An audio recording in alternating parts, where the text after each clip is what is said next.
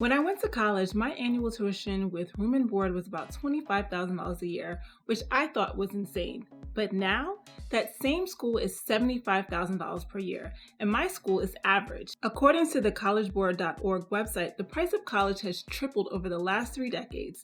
And if you're a parent, you're likely wondering, what are you going to do? Hi, I'm Kamilah with The Simple Dollar, where we believe that personal finances doesn't have to be complicated.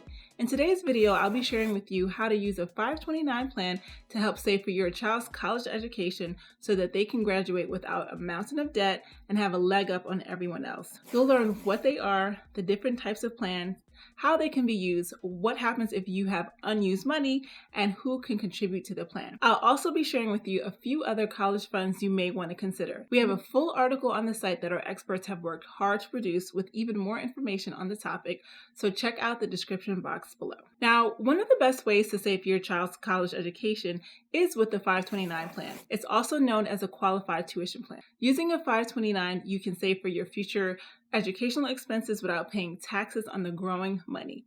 These plans are sponsored by state governments, state agencies, and educational institutions. One of the things to note is that if you choose a state plan, the money has to be used within that state. And depending on the type of plan you choose, the money can or cannot be used on K-12 education or room and board. So let's first talk about the prepaid tuition plan. This is great if you've already determined the school your child is going to attend.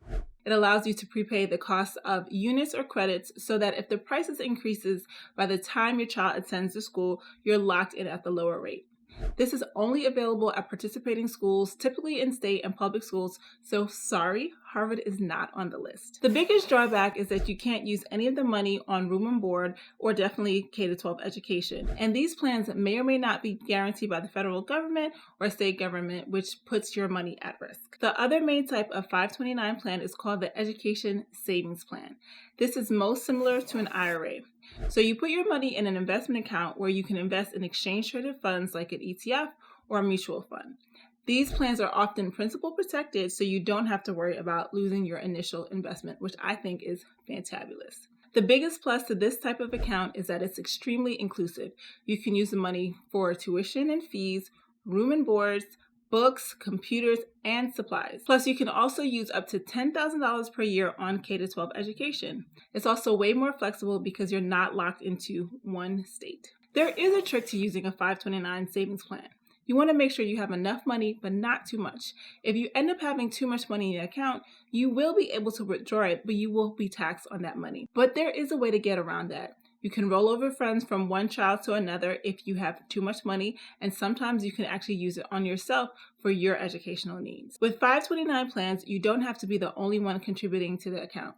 Through the Gift of College program, which is in the article, you'll be able to allow family members to contribute instead of giving toys or clothes as presents.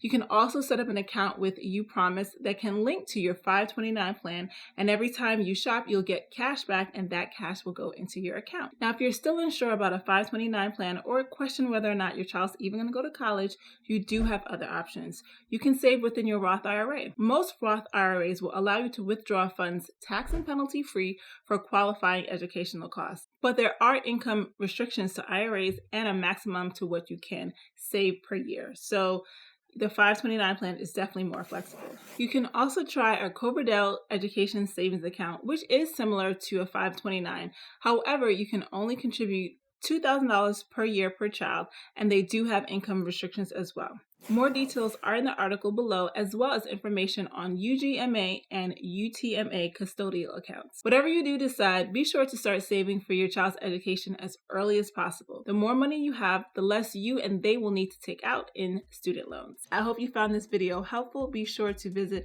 www.thesimpledollar.com for even more personal finance content. Subscribe to our channel and give this video a like if you found it helpful, and I will see you next time. Thanks. Bye-bye.